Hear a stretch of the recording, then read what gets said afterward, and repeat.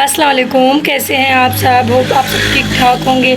आज हमारा होगा क्लास 6। कल हमारा प्रैक्टिकल हुआ था कलर व्हील का, ठीक है। तो आज के हमारे जो टॉपिक है वो है नेचुरल हेयर पिगमेंट्स, ठीक है, जो बहुत ज़्यादा इम्पोर्टेंट है, बहुत ज़्यादा। इस पिगमेंट्स को समझने से ही हम जो क्लाइंट को डिज़ायर कलर देते हैं या जो हमारे बालों में कट डाउन के बाद पिगमेंट्स आते हैं, इस चीज़ को अगर आप लोग क्लियर कर लेंगे तो आप लोगों को खुद ही समझ में आ जाएगा कि अच्छा ये जो येलो, ऑरेंज, रेड ये पिगमेंट्स आती हैं बालों में तो ये किस वजह से आती हैं, ठीक है।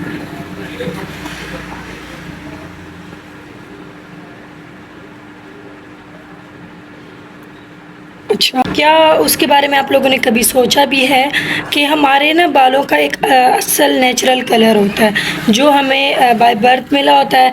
किसी के जेट ब्लैक बाल होते हैं, किसी के ब्राउन होते हैं तो किसी के ब्लॉन्ड में होते हैं। वो क्यों डिफरेंट है, क्यों एक जैसे बाल सबके नहीं हैं, या क्यों ये इतना डिफरेंस है, तो वो मैं आप लोगों को आज क्लियर करूँगी कि वो उसकी असल वजह क्या है, ठीक है। हमारे बालों में पाई जाती है नेचुरल एक पिगमेंट जिसको हम कहते हैं मेलानिन, ठीक है। मेलानिन एक पिगमेंट होती है जो हमारे बालों में बाय नेचर पाई जाती है, ठीक है। अब मेलानिन भी मज़ीद दो किस्म की होती हैं, एक होता है यू मेलानिन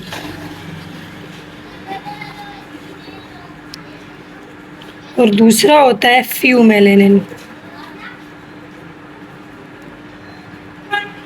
ठीक है।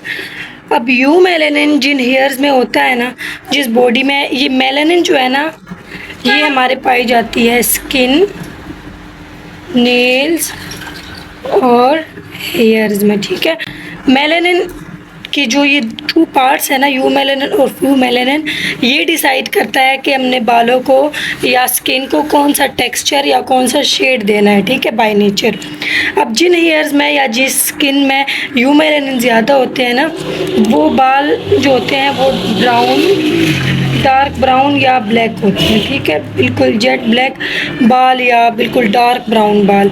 और जिन हेयर्स में फ्यू मेलानिन ज़्यादा होता है उनमें जो है ना, उनके बाल ब्लॉन्ड होंगे या लाइट कलर के बाल होंगे, ठीक है।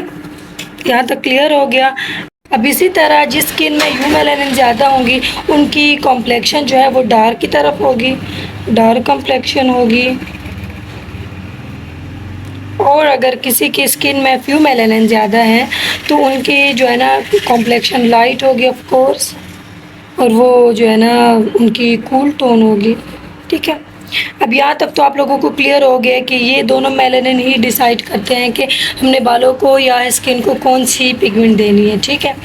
अब नेचुरल हेयर पिगमेंट्स का टॉपिक क्यों इतना ज़्यादा इम्पोर्टेंट होता है, क्योंकि अगर आप लोगों ने नेचुरल हेयर पिगमेंट्स पढ़ लिए, आप लोगों को अच्छे से समझ में आ गया, तो इसके 2 बेनिफिट्स होते हैं। एक तो आप जो है ना करेक्ट वॉल्यूम चूज़ कर सकते हैं कि कौन से क्लाइंट के बाल यू मेलानिन ज़्यादा है उनमें या फ्यू मेलानिन, फिर उसके हिसाब से आप जो वॉल्यूम लेंगे वो भी आप सही वॉल्यूम चूज़ कर सकते हैं। और दूसरा इसका क्या फ़ायदा होता है कि जो हम कट डाउन के बाद जो हमारे पिगमेंट्स आती है ना बालों में, जो हमारे बालों में पिगमेंट्स आती हैं लाइक रेड, येलो, ऑरेंज, तो वो क्यों आती हैं? वो इसी वजह से आती हैं कि अगर ज़ाहिर है डार्क बाल, ब्राउन बाल है, डार्क ब्लैक बाल है, तो उनमें जो वो आती है ना पिगमेंट्स, वो रेड टोन में होंगी, रेड कलर की पिगमेंट्स होंगी। और जो ब्लॉन्ड और लाइट कलर्स में जो पिगमेंट्स हमारी आती है ना, मैं लिख देती हूँ, वो ऑरेंज टोन में होंगी। ऑरेंज भी आ सकती हैं, येलो भी आ सकती है, ठीक है।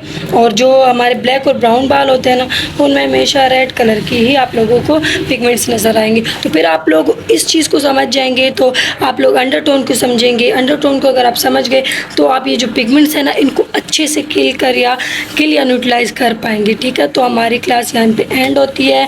और अगर आप लोगों को क्लास अच्छी लगे, मेरी वीडियोज़ अच्छी लगती हैं, तो आप मुझे लाइक करें, शेयर करें, चैनल को सब्सक्राइब करें और मुझे ज़्यादा से ज़्यादा सपोर्ट करें। बाकी थैंक यू, अल्लाह हाफिज़।